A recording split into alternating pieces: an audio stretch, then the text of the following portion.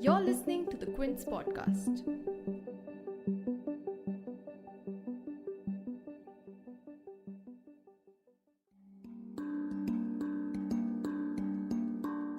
It feels like an almost everyday incident now that we hear a stand-up comic in India being slammed or trolled for something that they said or a particular performance that they did.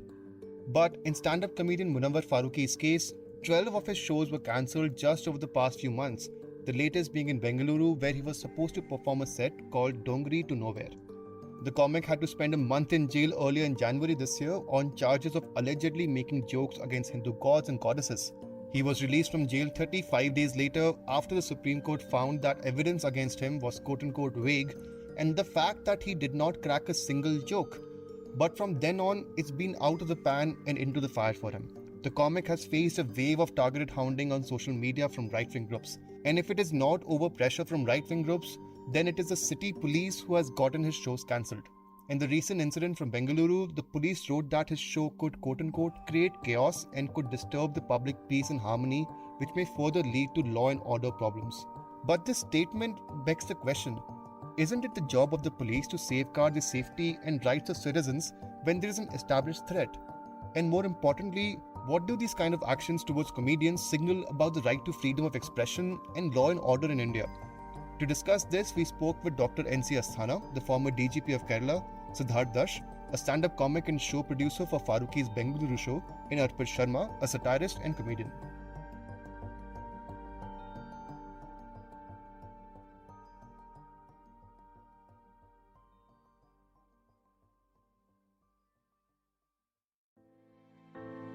You're tuned in to The Big Story, the podcast where we dissect the headline-making news for you, and I'm your host, Himmat.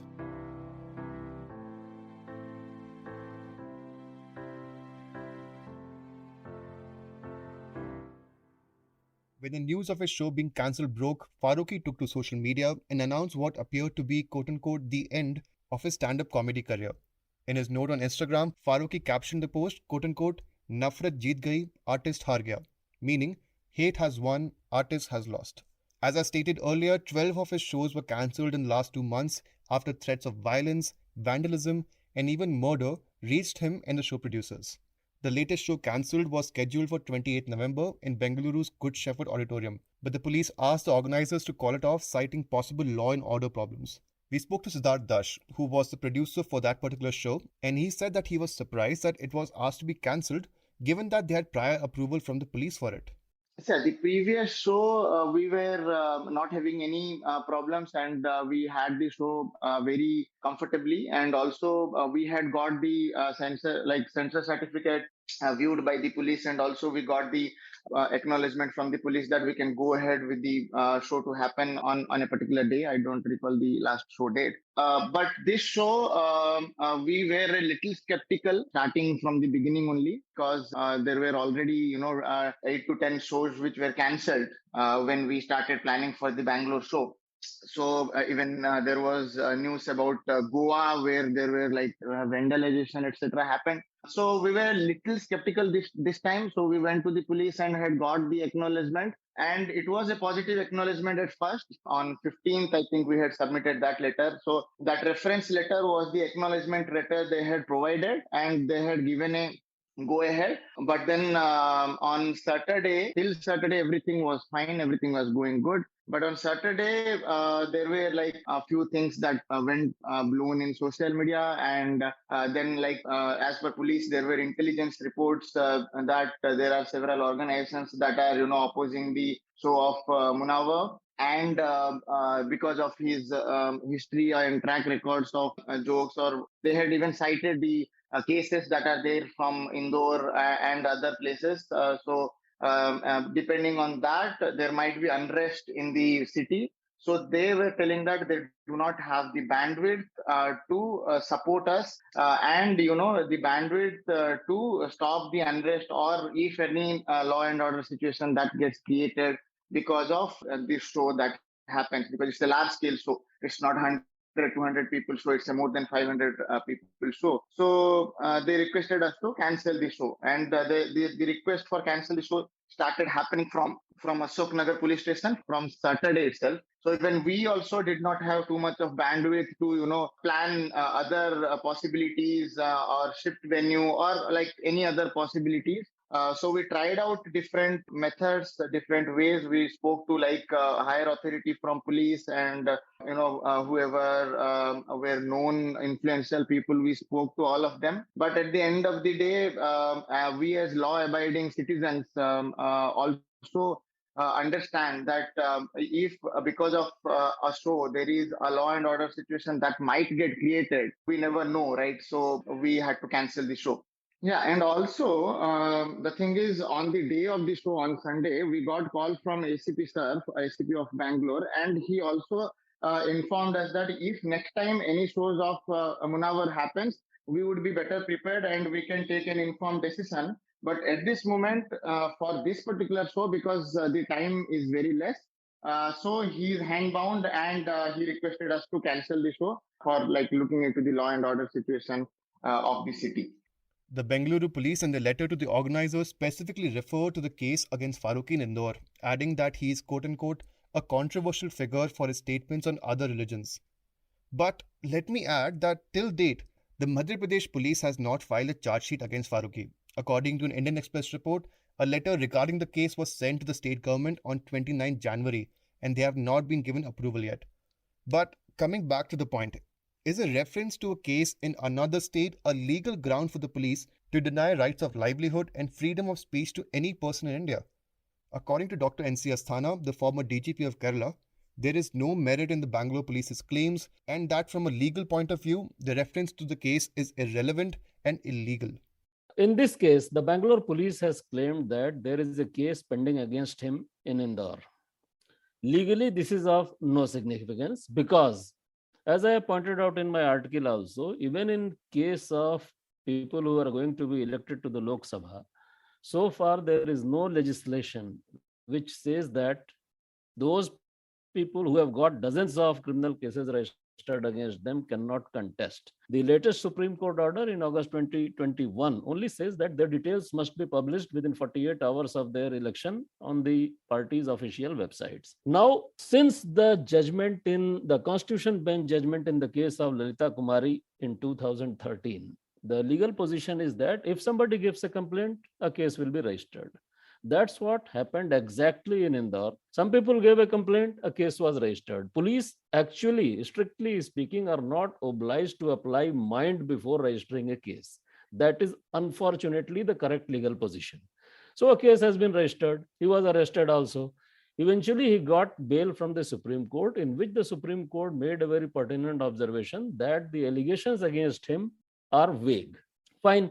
As long as somebody does not get convicted and loses out in appeal too, the mere fact of registration of 1 or 100 or 1000 cases is of no consequence at all. That is the correct legal position, and hence the argument of the Bangalore police that they stopped the program because there is a case registered in Indore and probably elsewhere also does not carry any weight at all. The argument is plainly illegal. In reference to the Bengaluru police stating that the show could quote-unquote create chaos and disrupt public peace and harmony, Dr. Asthana adds that it is the job of the police to safeguard the citizens' right in India and not given to what hecklers say. He adds that even if there was going to be a clash, there are several non-lethal ways for the police to handle it. You see, the police are supposed to uphold the freedoms which have been granted to the man under Constitution and also the constitutional values. As such, as I wrote in my article also, Munawar Faruqui has not committed any offense on the soil of Bangalore. So there is no reason to anticipate that he would necessarily commit a crime there. You cannot take action against somebody in anticipation of a crime. That's one thing. Second, if you are claiming that you have intelligence that some people might create trouble, I clarified in my article also, trouble takes place under two conditions. One is that two groups fight. Here there is no other group. There is just one man. So there is no question of there being any fight. The other possibility is largely theoretical, that one group merely goes on rampage as if the state and law and order and the police do not exist at all. Do they mean to tell us that they are so helpless before a group of a few hooligans or vigilantes or whatever, self-styled protectors of morality and whatever, that they cannot do anything to contain them? There are ample provisions in the CRPC. Number one is taking proceedings under section 107, that is security for good behavior. Second, you have a plethora of laws for making preventive arrests. I mean, the police, which is equipped with almost everything, they have all the resources in the world, they have adequate manpower, everything. How can you claim that we are going to be helpless before a group of few people? I mean, what is the number of few people? They have not clarified. Is it going to be so large that they would be rendered helpless? There is no reason to believe so. I mean, if you say that some people are going to create trouble, this means you know those some people. Why can't you take action against them? And there is no case that if we try to control them, probably we would be obliged to shoot down hundreds of people like Jallianwala. Is there a case like this? I mean, they are not going to tell us or the court that rivers of blood would flow if we try to control this agitation. There is no such, I mean, you would have not even identified the organization which was supposed to protest that. Their letter is sufficiently vague in that regard. So a police cannot claim such helplessness before an anticipated illegal act going to be committed by a group of people, however small or large that be. After all, you are aware that there was an anticipated trouble when this man, Gurmeet Ram Rahim, he was convicted first. There was a movement of a large number of his supporters to the court complex. And the police did try to handle this. They could have handled it better, but eventually the CRPF had to open fire and kill about 36 of them. I mean, law has to be upheld. 36 people were killed. Nobody was held responsible because those people had no legal right to go on rampage merely because their Baba was convicted. So if the CRPF and Haryana police could kill 36 people and yet maintain the sanctity of law, why can't they? I am not saying that people should necessarily be killed. There are non-lethal ways also of containing a crowd. We have handled very large crowds also with non-lethal means. You have a whole battery of non-lethal weapons, starting from rubber bullets, plastic pellets, tear gas, pawa shells, oleoresin shells, stink grenades, everything, which unless a crowd is armed, it can deal with them. And there is no reason to believe that you are such incompetent that you would allow a crowd of armed people to correct. But coming to the larger point, what do these kind of actions signal about the constitutionally guaranteed right to freedom of expression in India? Time and again now we have heard news about artists being attacked for their content. From the movie Padmavat, where fringe groups threatened actors of the movie of physical harm, to just a month ago where Bajrang Dal activists ransacked the sets of the series titled Ashram in Bhopal. And the fear of hate speech or attacks has gone to such an extent, especially for stand-up comics, that they are now running their jokes and videos through a team of lawyers before releasing it online. In response to Faruqi's show being cancelled, stand-up comic Kunal Kamra, in a statement posted on Twitter, said that, quote-unquote, "With every passing year, I feel laughter is costing comedians more and more. It is costing them their spontaneity and it is costing them their impulse. I've even heard some comedians telling jokes to the lawyers and showing their video to a legal team before they release it online." End quote. Just weeks before this incident, in an interview with the Quint, Munawar Faruqui had spoken about his shows being cancelled due to threats of violence and vandalism. When asked whether he thinks that he is being targeted more due to his Muslim identity, he had said that he does not want to believe that this is the reason for the hate and wants to be recognized as a comedian rather than a Muslim comedian. Here is a snippet of that interview. मैंने इससे पहले भी ये चीज बोली थी कि I don't want to believe this. ये जब बिलीव करता हूँ ना मैं ये चीज कि यार इस वजह से हो रहा है, तो मुझे ये ठेस भी पहुंचती है और मुझे रंज होता है कि यार ये क्या चल रहा है. तो मैं मुझे कहीं कहीं अगर ये पता भी है ना, तो वो बोलते हैं ना मैं आंख बंद कर लेता हूँ. तो मैं यहाँ पे ये मामले में शायद आंख बंद कर लेता हूँ कि नहीं यार, मुझे मुस्लिम कमेडियन मत बोलो, मुझे कमेडियन बोलो. तो मुझे ये होता है कि मैं बिलीव नहीं करना चाहता कि ये जो हेट है ना, वो जहर, सरकारी जहर कहते हैं इसको. ये जहर जो सरकारी है ना, वो लोगों के अंदर जो आ रहा है ना, वो मुझे बहुत तकलीफ देता है, तो मैं ये नहीं चाहता। तो यहाँ पे मैं हमेशा से ये चाहूंगा कि साथ में रहे, सब बढ़िया रहे। मैंने अपने काम के थ्रू भी बहुत बार बात करी है, गानों में और वीडियोस में बहुत बार मैंने बात करी है, और तो मैं बिलीव नहीं करना चाहता कि यार मेरे साथ इस वजह से ऐसा हो रहा है। मैं कहीं ना कहीं सोच लेता हूँ कि कोई बात नहीं यार, मेरे 80% जो फैन फॉलोअर्स है वो उसी कम्युनिटी के है। तो मैं ये सोचता हूँ कि यार नहीं यार, प्यार भी तो है, और ये लोग जो है वो भी तो कुछ समझ के कुछ आ रहे हैं ना। हो सकता है आज जो 10 लोग जो नफरत कर रहे हैं उसमें से 5 लोग आ जाए कि यार पहले गलत सोचते थे बट नहीं, तू सही इंसान है। मुझे नहीं पता, बट मैं सपने ऐसे देखता हूँ कि सपने में मैंने देखा कि मोदी जी ने ट्वीट कर दिया कि कोई हिंदू मुस्लिम नहीं करेगा मेरे देश में, मेरे देश में कोई हिंदू मुस्लिम नहीं करेगा, आज के बाद सब प्यार से रहेंगे, जय हिंद। ये ट्वीट डाल दिया उन्होंने। मैं इस तरह के सपने देखता हूँ। अब सिर्फ तुम सोचो कि ये सपना अगर हकीकत हो गया तो क्या सही चीज हो जाएगी, क्या इम्पैक्ट पड़ेगा। If you want to listen to the full discussion, please check the link in our show notes. In a post on 30th November on Instagram, Faruqui suggested that he is not going to quit comedy and that he will quote unquote script his own destiny. But are we living in an India now where a comic from a religion apart from Islam would not be targeted for the same kind of jokes? This argument also surfaced online, with fellow stand up comedians and artists expressing their support for Munawar Faruqui. Stand up comic Agrima Joshua tweeted that, quote unquote, it's not just about him being a Muslim, it's about him not being the quote unquote good Muslim. Sakti or Badal Zaruri hai, she said in a reference to comedian Zakir Khan's comic style. We took that question to satirist and comedian Arpit Sharma as well, who says that if it was not for his last name, he would have been jailed a long time ago given his style of comedy. मैं जो character sketches बनाता हूँ, I am not a stand up comedian, I am more और less a satire. जो मैं character sketch बनाता हूँ, मैं I play a role of a BJP supporter और a Modi bhakt, just to mock them, to जो भी इलॉजिक्स व्हाट्सएप पे आते हैं, जो भी व्हाट्सएप जोक्स आते हैं वो हम सुनते हैं, व्हाट्सएप र्यूमर सुनते हैं, वीडियोस देखते हैं। तो कहीं ना कहीं जो भी लगता है कि यार इस चीज पे कुछ एंटरटेन किया जा सकता है और साथ ही साथ कुछ पॉलिसीज पे अवेयर किया जा सकता है लोगों को कि इस बात का कोई, बट स्टिल इस बात से आप सेंस निकाल सकते हो कि क्या होना चाहिए। तो उसके लिए ऑरेंज पुलोवर को भगवा भी सिग्निफाई करने के लिए मैं पहनता हूँ।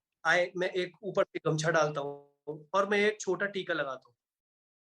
लेकिन टेस कि अगर मैं अर्पित शर्मा नहीं होता, आई वुड बी, जो मैंने लिखा था खान और फारूकी और समथिंग लाइक दैट, तो शायद अभी तक एफआईआर भी हो गई होती और काफी आउटरीच बहुत हद तक हो गया होता, एंड टू बी फ्रैंक वो चीज वायरल भी हो गई होती। Sharma adds that the space for political comedy in India is shrinking. However, it is not due to the type of content, but the lack of support from all corners of society, especially politicians who privately enjoy the humor. In fact, when I started in last year in the lockdown, I was told by many that if you are doing a particular a political comedy, or you are creating your space into political satire, then you will be just limited to that space and you will not be able to cater to audiences outside who are not interested in politics or much interested in politics. तो चाहता तो मैं भी सोच रहा था कि TikTok बनाओ, रील्स बनाओ, but the thing is that कि political comedy is important also. लोग जिन पब्लिक फिगर्स को देखते हैं या उनकी पॉलिसीज के बारे में सुनते हैं, कुछ काफी अवेयरनेस भी इसकी वजह से आती है। एंड पॉलिटिकल स्पेस, कॉमेडी का स्पेस श्रिंक हो रहा है, या आप इस बात से भी उसका अंदाजा लगा सकते हैं कि before 2014 big comedians like Raju Srivastava and others, they used to do political satire, right, and they were given space in mainstream media channels. They were given a good amount of space by a big journalists as well. But आज के time पे अगर मेरी किसी video पे 1 lakh view भी आते हैं ना ट्विटर पे, या किसी और सैटारिस्ट की फॉर एग्जांपल श्याम रंगीला के पेट्रोल की वीडियो पे भी अगर 1 मिलियन व्यूज आते हैं, तो कोई मेन स्ट्रीम मीडिया चैनल उसको कवर ही नहीं करेगा, क्योंकि और and this is called shrinking of political space for political comedy.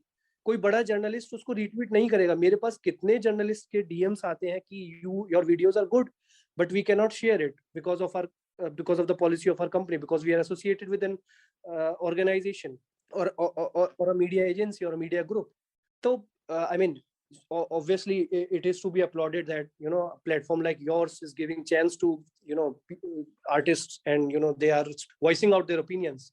But main चीजें जो एक आम इंसान अपने ड्राइंग रूम में बैठ के देखता है, वो होता है मीडिया चैनल, वो होते हैं न्यूज चैनल्स. अगर आप पॉलिटिकल कॉमेडी को कॉमेडी के तौर पर ही स्पेस नहीं दोगे अपने मेन स्ट्रीम मीडिया में, तो आई गेस वो आर्टिस्ट डेवलप ही नहीं कर पाएगा. So this is something which is not being encouraged right now, be it by good media persons या mainstream media channels या even the political figures. अगर मैं कोई कॉमेडी करता हूँ किसी या सटायर करता हूँ किसी भी पर्टिकुलर किसी एक पार्टी के ऊपर, तो भले ही दूसरी पार्टी वाला उसको एंजॉय करेगा, वो मुझे अलग से मैसेज कर देगा, बट वो उसको शेयर नहीं करेगा. In previous episodes of the Big Story podcast, we have taken deep dives into the shrinking nature of freedom of expression in India, especially when it comes to comedians. In one of our most recent episodes, we spoke to comedians about the controversy over Veer Das's stand-up titled Two Indias. If you have missed that episode, you can find a link to it in our show notes. If you liked listening to this episode, please subscribe to The Big Story for episodic updates. We're available on Apple, Google Podcasts, Spotify, JioSaavn, and most of the other popular podcast streaming platforms. For other podcasts, please log on to the Quint website, and for any feedback, please shoot an email to podcast@thequint.com.